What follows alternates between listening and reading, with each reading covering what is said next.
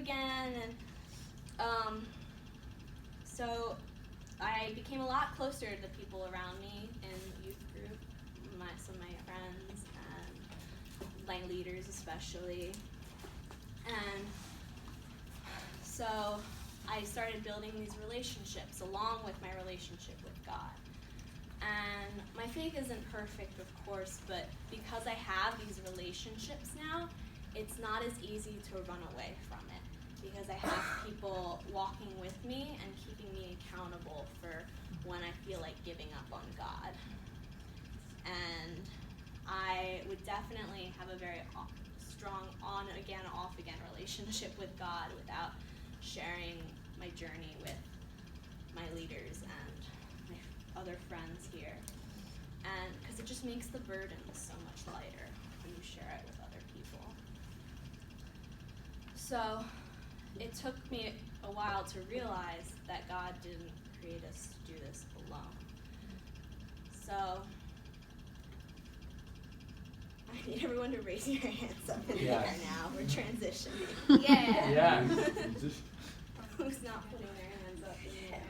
I see you, Ilya. Are you gonna do that thing Richard made us do? You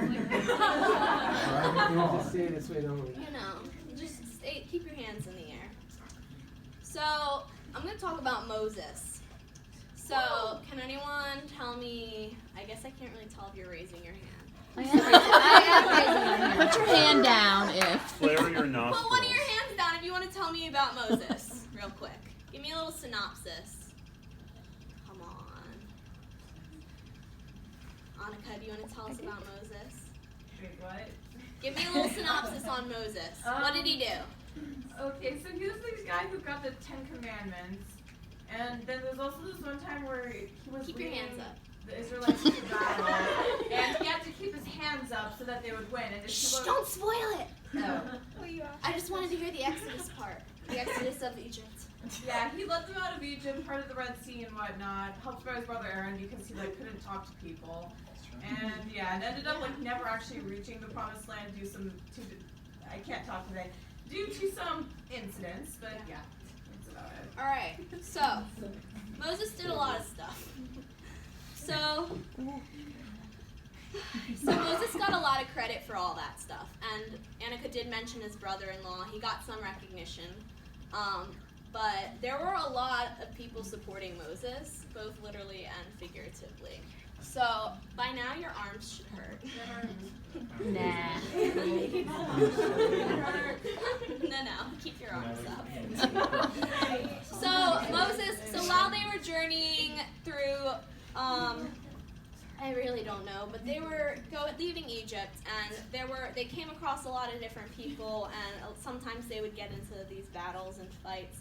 So during this particular fight, Moses is at the top of the hill, and he raises his hands up, and the Israelites are winning. But if he puts them down, they start to lose. And Moses was really old, so a lot of us are very much younger than Moses. And A lot of us. John Tracy's pretty old.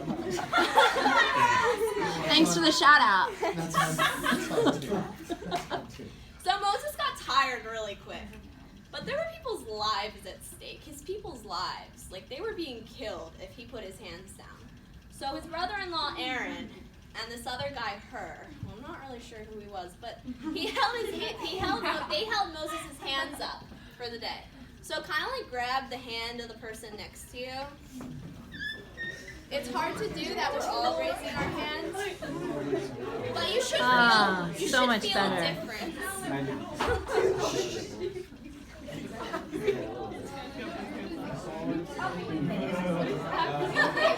Now lick your elbow. All right. So Moses needed a lot. Moses needed help holding his hands up because God gave Moses all this power of controlling the outcome of this battle, but there's no physical way any of us, not to mention Moses, could hold our hands up for an entire day.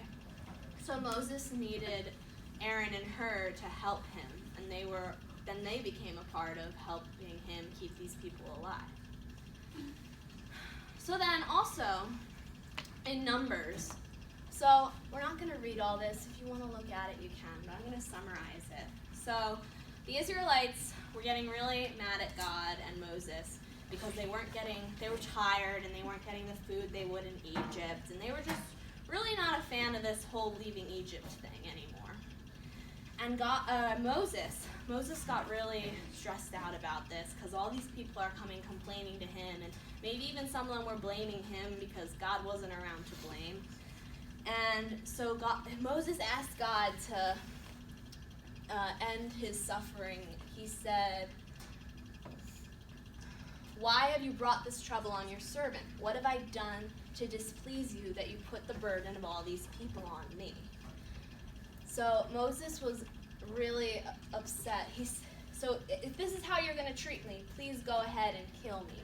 If I have found favor in your eyes, then do not let me face it, my own ruin. So Moses was absolutely gutted by this whole conflict.